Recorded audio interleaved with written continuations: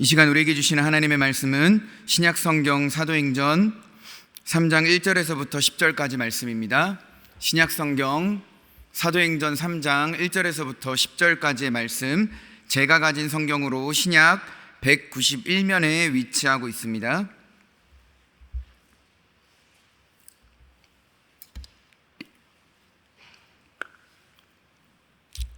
사도행전 3장 1절에서부터 10절 말씀, 우리 다 찾으신 줄로 알고 한 절씩 교독하도록 하겠습니다. 저부터 읽겠습니다. 제9시 기도 시간에 베드로와 요한이 성전에 올라갈새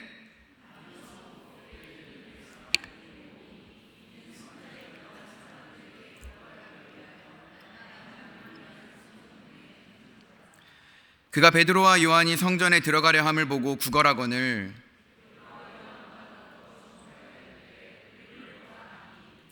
그가 그들에게서 무엇을 얻을까 하여 바라보거늘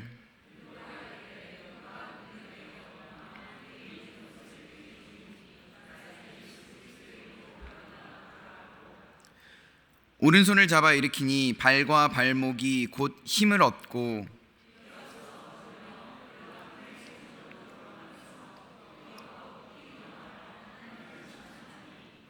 모든 백성이 그 걷는 것과 하나님을 찬송함을 보고 함께 보겠습니다. 그가 본래 성전 미문에 앉아 구걸하던 사람인 줄 알고 그에게 일어난 일로 인하여 심히 놀랍게 여기며 놀라니라. 아멘. 할렐루야. 우리 아멘으로 힘차게 화답할까요? 할렐루야. 이 저녁 시간 가운데 하나님이 주시는 은혜가 가득한 시간 되기를 주님의 이름으로 축원합니다. 이 시간에는 베드로의 마음을 읽어드립니다. 베드로의 마음을 읽어드립니다 라는 제목으로 말씀을 나누도록 하겠습니다.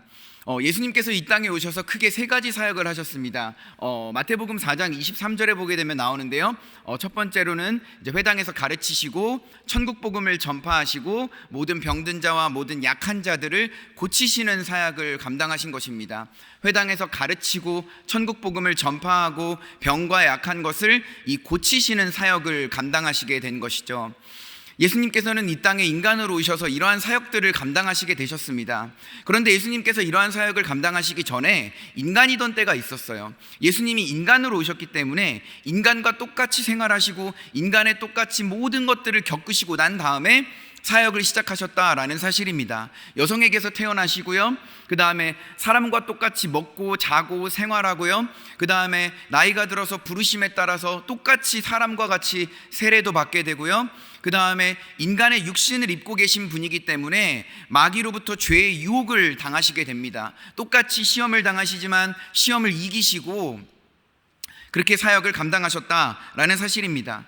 그럼으로써 예수님께서는요, 인간으로 오셨지만 인간들이 겪는 모든 것들을 다 똑같이 겪으시고 난 다음에 그 다음에야 이제 사역을 시작하시게 되는 것이죠. 그런데 중요한 것은 예수님이 인간처럼 사시고 인간처럼 계시다가 사역을 시작하셨는데 예수님 혼자서도 복음을 전파하시고 사역을 감당하실 수 있었습니다. 그런데 예수님께서는요, 혼자 사역을 감당하시지 않으셨다라는 사실이죠. 혼자서 사역을 감당하시지 않고 사역을 시작하기 전에 이 제자들을 부르십니다. 제자들을 불러가지고 공동체를 만든 것이죠. 제자 공동체를 부르셔서 제자 공동체를 만드시고 제자 공동체와 함께 사역을 하셨다라는 사실입니다. 그러한 사역 가운데 핵심이 바로 회당에서 가르치고 천국 복음을 전파하고 모든 병든 자와 약한 자를 고치시는 사역을 감당하셨다라는 것이죠. 자, 그렇다면 예수님은 전지전능하신 하나님인데 왜 굳이 공동체와 함께, 이 말도 안 듣고 버릇없는 12제자 공동체와 함께 사역을 감당하셨을까요? 바로 예수님 본인 자신이 공동체이시기 때문입니다. 성부, 성자, 성령 삼위일체 되시는 이 공동체가 분리되지 않는 사역을 통하여서 감당을 하시고 계시기 때문에 삼위일체 되시는 이 공동체가 함께 사역을 하고 있기 때문에 예수님께서도 공동체를 만들어서 공동체와 함께 사역을 하기를 원하셨던 거예요. 그래서 제자 공동체를 부릅니다. 그래서 이 제자들이 나중에 뭐가 되냐면 예수의 사역을, 예수의 복음을 증언하는 증인 공동체가 되었다라는 사실입니다. 예수님은 제자들을 부르셔서 같이 동역하시고 그 다음에 이들을 증인으로 만드셨다라는 사실이에요. 예수가 실제로 살았던 사람이고 인간과 똑같이 살았던 사람이고 시험도 당하셨고 이러한 사역을 감당하셨고 죽으셨고 부활하셨고 신령한 육체를 입으셔서 우리 앞에 나타나셨고 이제 승천하실 분이시다라는 것을, 이 복음의 핵심을 제자들이 증인이 되어서 증언하게끔 하는 공동체를 만드신 것입니다. 자, 그래서 사도행전 1장에 보게 되면 예수님이 그냥 천국에 올라가셔도 되는데 사도행전 1장 8절 말씀에 뭐라 그러냐면, 오직 성령이 너희에게 임하시면 너희가 권능을 받고 예루살렘과 온 유대와 사마리아 땅끝까지 이르러 내 복음의 증인이 되리라 라고 하신 거예요. 이제 내가 천국으로 올라가기 때문에 증인 공동체인 너희가 복음을 증언해야 된다라는 사실을 지금 이야기하고 있는 것입니다. 자, 그래서 사도행전 1장 초반부에 보게 되면 예수님이 너네 내 증인이 되라 라고 하시면서 승천을 하시게 돼요. 그리고 여기서 이야기가 끝이 나면은 좀 뭔가 이렇게 마무리가 되는 것 같지 않습니까? 그런데 갑자기 뜬금없이 1장 후반부에 무슨 내용이 등장하냐면 제자를 뽑는 이야기가 나옵니다. 우리 제자는 몇 명이죠? 12명이지 않습니까? 근데 이 가룟 유다가 예수님을 팔아버리고 자살했기 때문에 지금 한 자리가 공석이 되었어요. 예수님께서는요, 제자 공동체를 만들고 제자 공동체가 복음을 전하기를 원하셨는데 지금 12명이던 이 제자 공동체 한 명이 비어버리니까 이 제자 공동체 한 명을 채우는 사건이 갑자기 뜬금없이 등장하게 됩니다. 근데 이 제비뽑기로 제자를 뽑아버려요. 그래서 마띠아라는 사람이 가룟 유다 대신에 뽑히게 되었다라는 사실입니다. 사도행전 1장에 왜 한 명의 제자를 다시 뽑는 이야기가 나오냐면, 물론 이제 시편의 말씀에 그 예언의 말씀을 성취하기 위해서 이 사도행전 1장에서 그 제비를 통하여서 제자를 뽑는 것이기도 하지만, 예수님께서는 혼자 사역을 감당하시지 않고 공동체를 만들어서 사역을 하셨어요. 그런데 이제 성령이 이 땅에 오십니다. 근데 성령도 혼자 사역을 하시지 않고 공동체를 만들어서 사역을 하시기를 원하시는 거예요. 근데 공동체가 11명입니다. 그래서 12명으로 만들어가지고 만들어진 공동체와 함께 이 제자 공동체와 함께 사역을 하시기 위해서 지금 사도행전 1장에서 제자 한 명을 새로 이 제비 뽑기로 뽑아버린 것이에요. 이제 제자 공동체가 점검되고 회복되었습니다. 예수님하고 사역을 했던 제자 공동체가 이제는 예수님이 떠나가심으로 인하여서 다른 보혜사인 성령과 함께 공동체로서 사역을 감당하게 되었다라는 사실입니다. 그래서 예수님께서도 혼자 사역하시지 않고 제자 공동체와 사역하셨듯이 성령님도 혼자 사역하시지 않고 공동체를 점검하시고 회복시키셔서 이제 같이 사역을 감당하시게 된다라는 사실입니다. 그래서 하나님께서는요, 더 이상 육이신 예수님이 우리와 함께하는 것이 아니라 영이신 하나님이 우리와 함께하는 것입니다. 여러분, 하나님께서 우리와 육으로 함께 하시는 게 더 좋습니까? 영으로 함께 하시는 게 더 좋습니까? 이거는 비교할 게 못 되는 거예요. 영으로 함께 하시는 게 더 좋은 것입니다. 그렇기 때문에 우리에게 가장 좋은 진리의 영이신 성령을 우리 가운데 보내주셨다라는 사실이죠. 요한복음 14장에 보게 되면요, 예수님께서는 나 자신을 보혜사라고 하십니다. 보혜사. 근데 이제 내가 곧 너희를 떠나갈 거야. 그 대신에 내가 아버지 하나님께 요청을 해서 그냥 보혜사가 아니라 다른 보혜사를 보내줄게 라고 약속을 하십니다. 그 다른 보혜사는 누구냐면요, 바로 성령을 가리키는 것이고 진리의 영을 가리키는 것이죠. 여러분, 진리가 무엇입니까? 쉽게 얘기하면 진리는 하나님의 말씀을 이야기하는 것이죠. 성령은 우리 가운데 오셔서 말씀을 우리 가운데 적용시키시는 영입니다. 어떤 말씀을 구체적으로 우리에게 적용시키시냐면 예수님께서 이루어 놓으신 그 모든 복음의 사역들을 우리에게 적용시키시는 거예요. 우리가 복음을 들으면 믿어지고 깨달아지고 복음을 따라 살아야지라고 결심하게 되는 이유가 뭐냐면, 우리 안에 계신 성령이 그 복음을 들을 때 우리로 하여금 가만히 있게 두지 않는 것입니다. 말씀 가운데 반응하게 만들고, 말씀 가운데 깨닫게 만들고, 믿어지게 만들고, 생각나게 만들고, 찔리게 만들어서 회개시키시고 말씀을 따라서 살아가게끔 만드시는 게 우리 안에 있는 성령인 것이에요. 그런데 중요한 게 사도행전 2장에 보면 오순절날 성령이 이 땅에 공식적으로 오시게 됩니다. 성령이 오시고 나니까 베드로가 무엇을 합니까? 설교를 해요. 설교가 굉장히 긴데요, 이 굉장히 긴 설교 가운데 핵심이 사도행전 2장 이 38절에 나오는 말씀입니다. 베드로가 뭐라 그러냐면, 베드로가 이르되 너희가 회개하여 각각 예수 그리스도 이름으로 세례를 받고 죄사함을 받으라. 그리하면 성령의 선물을 너희가 받으리니 라고 이야기를 하는 것이죠. 쉽게 얘기하면 예수 믿고 회개하라고 지금 베드로가 이 복음을 가지고 설교를 했다라는 사실입니다. 그런데 베드로가 성령을 받아서 성령과 함께함으로 처음 하는 이 말씀, 처음 하는 이 사역 가운데 예수 그리스도의 복음을 전했더니 어떤 사건이 벌어지냐면 무려 3,000명이나 회심을 하는 이 역사적인 초대교회의 사건이 일어나게 되는 것이죠. 3,000명은 예수를 믿는 신자들이 되었다라는 사실입니다. 그런데 그리스도인이라고는 할 수 없어요. 왜냐하면 이때 당시 오순절날 성령 강림이 임하였을 때까지만 하더라도 기독교라는 종교는 존재하지 않았습니다. 아직 예수 그리스도를 따르는 자, 예수 그리스도의 증언자, 예수 그리스도의 추종자들이 있었을 뿐이지 아직까지는 기독교가 생기지 않았기 때문에 이들을 그리스도인이라고 부르지 않았다라는 사실입니다. 그래서 사도행전에서도 보게 되면 그리스도인이라는 단어가 사도행전 13장 저 뒤에 등장하는 이유도 그때서야 비로소 그리스도인이라는 이 명칭이 생기게 되었던 것이죠. 결국에는 이 복음을 듣고 예수를 믿는 사람들이 3,000명이나 더 생기게 되었다라는 사실입니다. 예수님은 혼자 사역하시지 않고 공동체를 만들어 사역하셨고, 성령님도 혼자 사역하시지 않고 제자의 수를 채워서 공동체로서 사역을 하셨습니다. 그 사역 가운데 첫 번째 사역과 첫 번째 열매가 뭐냐면 복음을 전했을 때 사람들이 회개하고 3,000명이나 예수를 믿게 되었다라는 것이죠. 자, 그렇다면 초대교회의 성도들은 몇 천 명 정도 있었던 것이에요. 수많은 성도들이 있었습니다.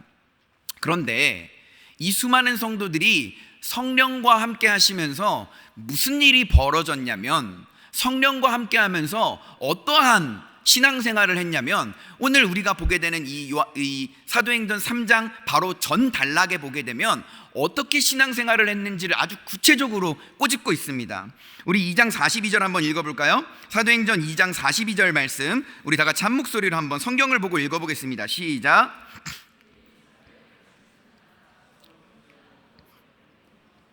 기도하기를 힘쓰니라. 아멘이죠. 그들이 누구의 가르침을 받아? 사도의 가르침. 사도들은 누구를 이야기하는 것입니까? 예수를 직접 목격하고 예수에게 직접 가르침을 받은 이 제자 공동체를 이야기하는 것이거든요. 제자 공동체로부터 말씀을 배워가지고 그 말씀으로 하여금 교제하고 나누고 사랑하고 하는 것입니다. 그리고 또 떡을 뗐다라고 했어요. 우리가 이 떡을 뗐다라고 할 때요, 신약 성경에서 보게 되면 떡을 뗐다라는 표현은 우리가 음식을 나눠 먹으면서 교제했다라는 표현이 아닙니다. 이 떡을 뗐다라는 것은 성찬식을 표현하는 거예요. 아니, 그러면 목사님, 이 떡을 뗐다라고 얘기하는데 떡은 있는데 왜 포도주는 없습니까? 라고 이야기하실 수 있겠지만, 이 1세기 당시에 이 로마 시대의 문화에서는요, 떡과 포도주는 항상 이 약방의 감초와 같이 딱 붙어서 다니는 짝꿍이었습니다. 그러니까 떡이 있으면 포도주가 있고 포도주가 있으면 떡이 있는 것이기 때문에 떡이 있다면 포도주가 있는 것은 당연한 것이죠. 그래서 떡을 떼었다라는 것은요, 사도들의 가르침을 받아서 서로 교제하고 예수의 죽으심을 기념하면서 떡을 떼면서 성찬식을 하면서 예수를 기리고 예수를 기념하고 예수를 예배하는 자리에 항상 힘쓰면서 기도했었다라는 사실입니다. 초대교회의 수많은 성도들은 이렇게 신앙생활을 했다고 지금 사도행전이 이야기하고 있는 거예요. 자, 43절 말씀 볼까요? 43절 말씀 보면 사람마다 두려워했다라고 합니다. 사람마다 두려워했다. 그러니까 예수를 믿는 신자들을 불신자들이 이 신자들을 보고 두려워했다라고 이야기를 하는 거예요. 자, 그렇다면 두려워했다라는 게 불신자들이 신자들을 보고 이 공포심을 느꼈다 라는 것이 아니라, 이 두려워했다라는 표현은 무슨 뜻이냐면요, 진심으로 존경하고 경외했다라는 뜻입니다. 불신자들이 신자들을 볼 때 진심으로 존경하고 경외했다라는 뜻이에요. 자, 그렇다면 왜 초대교회 성도들을 보면서 이 불신자들은 이 믿는 사람들을 진심으로 존경하고 경외했었던 것일까요? 우리가 오늘 말씀을 통해서 한번 그 답을 찾아보려고 하는데요, 초대교회의 성도들은 물질을 물질로 보지 않는 사람들이었습니다. 44절 말씀 한번 볼까요? 44절 말씀 제가 읽겠습니다. 믿는 사람이 다 함께 있어 모든 물건을 서로 통용하고. 45절 한번 읽어보실까요? 시작. 각 사람의 무엇을 따라? 필요를 따라 나눠주며 라고 했어요. 근데 여러분 44절 후반부에 보면 모든 물건을 서로 통용했다라고 하고 있죠. 통용이라는 것은 공유했다라는 거예요. 그러니까 쉽게 얘기하면 초대교회 성도들은 자신의 모든 재산과 물건과 모든 것들을 다 공유하고 필요에 따라서 나눠주고 교회에 헌금하고 구제하고 선교했다라는 사실입니다. 이 많은 사람들이 이 서로 통용했다, 공유했다라는 것들을 가지고요, 이 성경을 비판하는 학자들이 봐라, 공산주의가 성경에서부터 나왔다, 이렇게 이야기하는 사람들이 있습니다. 이것은 못 배운 사람들이 하는 얘기죠. 이 공산주의라는 것은요, 이 강압적으로 이 틀 안에, 프레임 안에서 모두가 다 강제적으로 재산을 공유해야 되는 것이 이 공산주의고, 지금 이 사도행전에서 나오는 물건을 공유했다라는 것은 자신의 신앙의 믿음에 따라 자발적으로 하나님 앞에 자의에 따라서 이것을 헌금하고 구제하고 선교하고 내어놓았다라는 것을 이야기하는 것입니다. 그럼으로써 이런 말씀을 가지고 그렇게 생각하는 것은 어리석은 것이죠. 초대교회에서는요, 물질을 물질로 보지 않았습니다. 믿음에 따라, 마음에 따라 구제하고 선교하는데 자신의 모든 재산을 내어놓고 헌금하고 공유하고 그렇게 했다라는 사실입니다.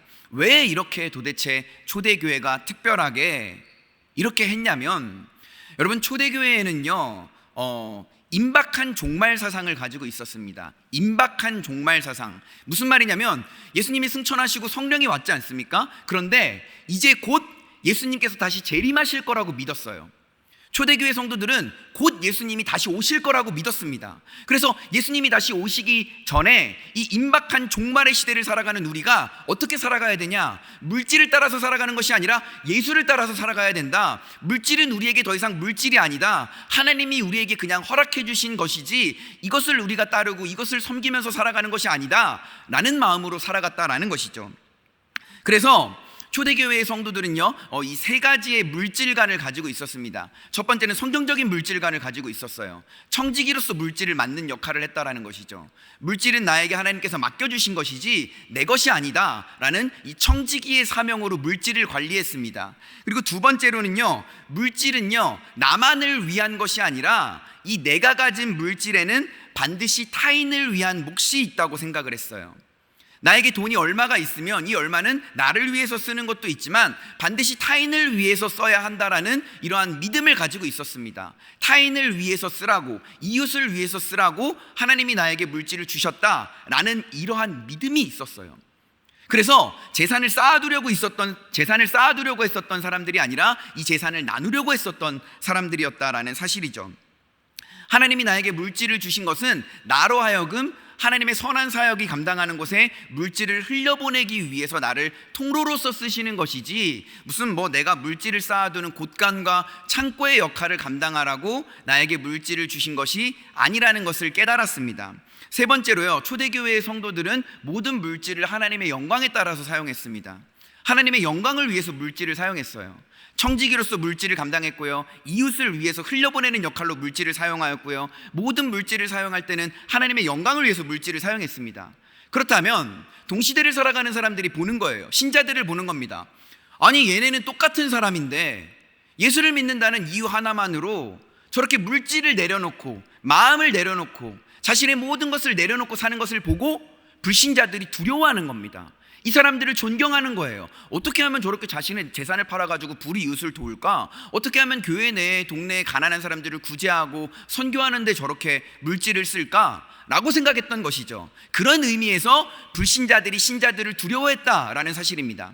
이 43절 말씀에 보게 되면요, 이 세상 사람들이 신자들을 두려워했다라고 합니다. 근데 두려워한 이유가 뭐냐면 사도들이 기사와 표적을 행했기 때문에 두려워했다라고 기록이 되어 있거든요. 근데 여기서 이 기사와 표적이라는 것은 뭘 가리키냐면 오병이어와 같은 기적을 이야기하는 것이 아니라 이 성도들이 물질을 내려놓은 것 자체가 기적이었던 거예요. 물질을 내 것이 아니라고 포기하고 교회 앞에 헌금하고 구제하고 선교하고 이웃을 위해 써달라고 나누고 이렇게 하는 행위, 이렇게 하는 믿음의 표현 자체를 세상 사람들은 이것을 기적이라고 봤다라는 사실입니다. 그러므로서 43절에서 표현하게 되는 이 기사와 표적은요, 물론 이제 사도들이 이 사도행전 3장 이후부터 표적과 기사를 행하는 그런 표적과 기사도 있겠지만 지금 이 2장 43절에서 이야기하는 핵심은 뭐냐면 안 믿는 사람들이 믿는 사람들을 볼 때 저건 기적이다라고 얘기를 했다라는 거예요. 뭘 보고 기적이라고 했냐? 하나님 앞에 헌금하는 거, 구제하는 거, 물질을 내려놓는 것을 보고 와, 저건 진짜 기적인데 어떻게 저렇게 하지?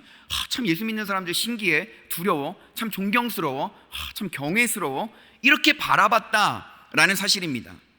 그런데 여러분, 2000년 전의 초대교회에서는 그리스도인이 동경의 대상이었어요.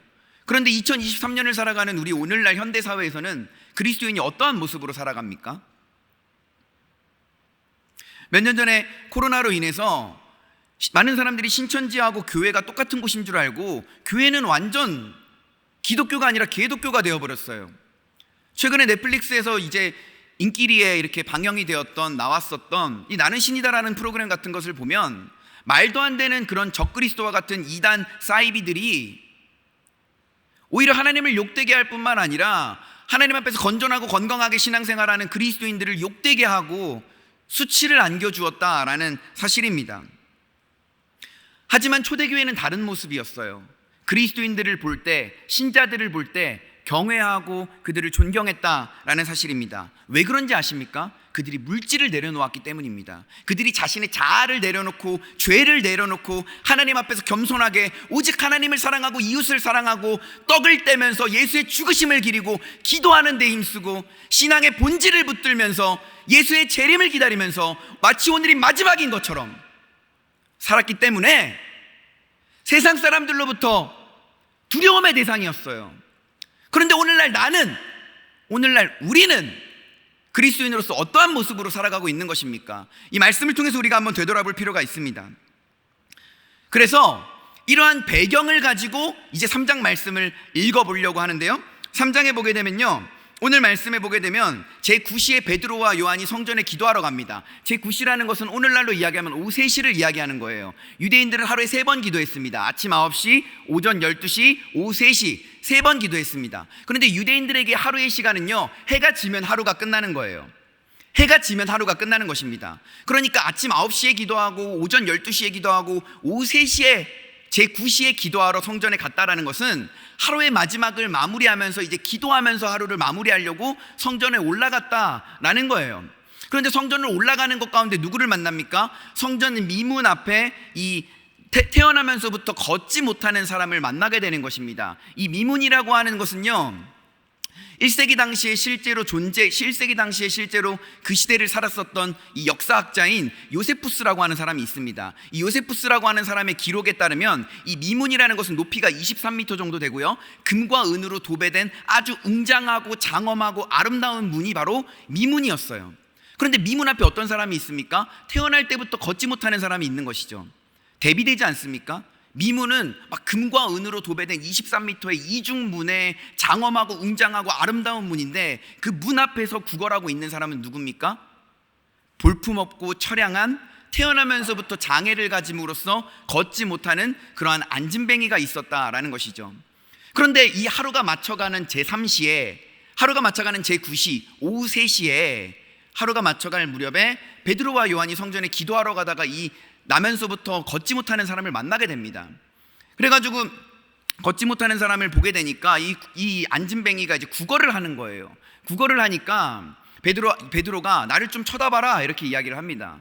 그래가지고 그 걷지 못하는 자가 베드로와 요한을 쳐다보니까 그제서야 베드로가 뭐라 그러냐면 유명한 말씀, 은과 금은 내게 없거니와 내게 있는 이것을 내게 주노니 곧 나사렛 예수의 이름으로 일어나 걸어라 라고 이야기를 한 것이죠. 여러분, 초대교회 성도들은 어떻게 살았다고요? 물질을 물질로 보지 않았어요. 물질은 하나님의 것으로 봤습니다. 자신의 죄, 자신의 자아, 자신의 물질, 자신의 모든 것을 내려놓고 오직 예수의 죽음을 기리면서 하나님을 사랑하고 이웃을 사랑하는 그러한 삶을 살았는데 베드로가 볼 때 답답한 거예요. 뭐가 답답한지 아십니까? 지금 예수가 언제 재림하실지 모르는 이 종말의 시대에 아직도 은을 따라가고 아직도 금을 따라가고 아직도 돈을 내려놓지 못하고 살아가는 이 장애를 가진 걷지 못하는 사람이 베드로가 볼 땐 너무나 불쌍한 거예요. 하나님께서는 왜 하필 제9시, 오늘날로 치면 오후 3시, 하루 해가 저물어 가고 하루가 끝나가는 그 시간에 베드로와 요한을 거기에 보냈겠습니까? 바로 그 태어나면서부터 걷지 못하는 그 미문과는 너무나 대비되는, 너무나 볼품없고 너무나 초라한 그 한 영혼을 구원하시려고, 그 한 영혼에게 나사렛 예수의 이름을 주시려고, 종말의 시대 가운데 더 이상 은과 금을 따라가지 않게 하려고 그것 가운데 베드로와 요한을 보내셨다라는 사실이에요. 그래서 그에게 예수의 이름을 주었습니다. 더 이상 은과 금을 쫓아가는 삶이 아니라 이 종말의 시대에는 예수를 쫓아가야 되는 삶이라고 복음을 전했다라는 사실입니다. 오늘 말씀을 우리가 한번 세 가지로 한번 정리해 볼까요? 첫 번째, 우리가 종말의 시대 가운데 은과 금을 내려놔야 됩니다. 여러분, 예수가 언제 재림하실지 모르는 이 종말의 시대 가운데 어떻게 살아가고 계십니까? 아직도 은을 붙잡고, 아직도 금을 붙잡고, 아직도 내 자아가 가득하고, 아직도 내 죄악이 가득한 삶을 살아가시지는 않습니까? 초대교회의 성도들은 물질을 물질로 보지 않고 내려놓았을 때 믿지 않는 사람들로 하여금 두려움의 대상이 되었고 존경과 경외의 대상이 되었다라는 사실입니다. 그렇다면 이 말씀을 통해 볼 때 과연 내가 내려놓아야 할 것은 무엇인지를 한번 생각해 보시기를 바랍니다. 대표적으로 종말의 시대 가운데 우리는 은과 금을 내려놓아야 하는 것이죠. 우리가 두 번째로 적용해 볼 것은 뭐냐면 예수의 이름을 위해서 기도해야 된다라는 것입니다. 우리 교회가 이제 선교를 가게 되죠. 단기 선교팀이 예수의 이름이 없는 사람들한테 갑니다. 예수를 모르는 사람들한테 가요. 아직도 은을 쫓고, 아직도 금을 따르고, 아직도 먹을 게 더 중요하고 물건이 더 중요하고 살아가기에 급급한 그 사람들, 예수 없이 이 종말의 시대를 살아가는 사람들에게 우리가 예수의 이름을 주러 가는 것입니다. 은과 금은 우리가 없어요. 하지만 우리가 가진 게 무엇입니까? 바로 그 이름, 예수 그리스도입니다. 아멘이십니까? 그 이름을 우리가 주러 가는 거예요. 그렇다면 우리가 그 이름을 주러 갈 때 어떻게 해야 되겠습니까? 기도해야 되지 않겠습니까? 예수의 이름을 위해서 기도해야 하는 것이죠. 이 베드로와 요한이 왜 해가 질 때 성전에 갔는지 아십니까? 해가 질 때 유대인들은 가장 많이 모여서 기도를 합니다. 기도를 하고 나서 유대인들끼리 대화를 하는 시간이 있어요. 오늘 기도했는 거 어땠니? 오늘 내가 읽었는 말씀이 어땠니? 대화하는 시간이 있습니다. 근데 그 시간 가운데 가서 베드로와 요한이 복음을 전하기 위해서 유대인들에게, 그래서 일부러 해질 때 제9시, 오늘날로 치면 오후 3시에 그곳에 가서 복음을 전하려고 했던 것입니다. 하지만 그들의 뜻과 그들의 생각과는 다르게 하나님께서는 그 한 영혼, 그 하나님이 예배해 놓으신, 준비해 놓으신 그 한 영혼에게 은금 대신에 예수를 전하게 했다라는 사실입니다. 이번 선교팀이 가서 어떤 영혼을, 어떤 상황을 어떻게 될지 그 아무도 몰라요. 하지만 예수의 이름을 들고 갈 때 예수의 이름이 잘 심겨지고 예수의 이름 가운데 능력이 나타나시기를 주님의 이름으로 축원합니다. 세 번째, 우리 베드로의 마음을 품어야 됩니다. 누구의 마음을 품어야 된다고요? 베드로의 마음입니다. 여러분, 베드로가 어떤 인물입니까? 어부였어요. 무식합니다. 가방끈이 짧아요. 하루 일해서 하루 먹고 사는 일용직 노동자 어부였다라는 사실입니다. 여러분, 물고기를 잡았습니다. 그물로 물고기를 건져냈어요. 그 물고기를 잘 선별하고 손질해가지고 어디다 갖다 팔아야 됩니까? 시장에 팔아야 되죠. 근데 물고기를 건져낸 순간 시간이 지나면 지날수록 물고기는 상품성으로서의 가치가 떨어집니다. 점점 상하게 되고요, 점점 눈이 점점 더 돌아가게 되고요, 냄새가 나게 되고요, 벌레가 꼬이게 됩니다. 빨리 잡아서 빨리 팔고 빨리 일해서 단시간에 일해서 물고기를 잡아서 단시간에 빨리 가서 팔아버려야 되는 거예요. 그러니까 베드로의 성격은 급할 수밖에 없죠. 다혈질일 수밖에 없습니다. 그래서 베드로 전후서를 보면 성경이 짧잖아요. 그래서 성경이 짧은 거일 수도 있어요. 베드로는 그런 사람이었습니다. 예수님을 만났는데도 어떤 사람이었습니까? 예수님을 믿는 마음의 중심보다는 정말 성령의 감동에 의해서 신앙을 고백하긴 했지만 결국엔 또 혼나고 귀 자르고 나 예수님 편이라고 해놓고서 3번이나 배신하고 그 마음의 죄책감을 가지고 살다가 신령한 육체를 입고 부활하신 예수 그리스도를 보자마자 바로 배에서 뛰어내려가서 예수님에게 찾아갔던 그런 순수하지만 순진한, 그런 어떻게 보면 좀 다혈질의 무식한 사람이 베드로 아닙니까? 근데 베드로가 예수님의 죽음을 경험하고 예수님의 승천을 경험하고 성령을 경험하고 초대교회가 부흥하는 모습을 경험하면서 아직까지도 은과 금을 따르는 사람들이 있는 것이 너무나 답답한 거예요. 베드로의 마음이 얼마나 답답했겠습니까? 그 다혈질에, 그 빨리빨리 뭐든지 처리해야 되는 그 성격의 베드로가 아직도 은과 금을 쫓아서 살고 있는, 이 태어나면서부터 걷지 못하는, 미문과는 너무나 대비되는 이 친구를 보고 얼마나 답답했겠어요. 그래서 베드로는 그 친구에게 예수의 이름을 주었다라는 사실입니다. 사랑하는 성도 여러분, 우리가 이 베드로와 같이 한 영혼을 향한 답답함이 있어야 돼요. 이 한 영혼을 향한 안타까움이 있어야 돼요. 한 영혼을 향한 이 거룩한 혈기와 거룩한 분노가 있어야 되는 것입니다. 한 영혼을 향한 정말 절실하고 정말 그 간절한 마음이 있어야 되는 거예요. 그 마음을 그리스도인들이 품어야 되는 것입니다. 누구처럼요? 초대교회의 성도들처럼. 그래야지 오늘날 기독교가, 그래야지 오늘날 그리스도인들이 세상 사람들로부터 존경을 받고 경애를 받고 두려움의 대상이 될 수 있는 것입니다. 우리가 가진 것들을 내려놓을 때, 베드로와 같은 마음을 품을 때, 예수님과 같은 마음을 품을 때, 예수의 이름을 가지고 있을 때 우리에게는 능력이 나타날 줄 믿으시기를 주님의 이름으로 축원합니다. 그러므로써 오늘날 이 종말의 시대를 하루하루 살아가는 성도 여러분, 베드로와 같은 마음을 품고 베드로와 같은 마음을 읽어내면서 살아가실 수 있는 저와 여러분들이 되시기를 주님의 이름으로 축원합니다. 우리 이 시간에 찬양하고 기도하도록 하겠습니다.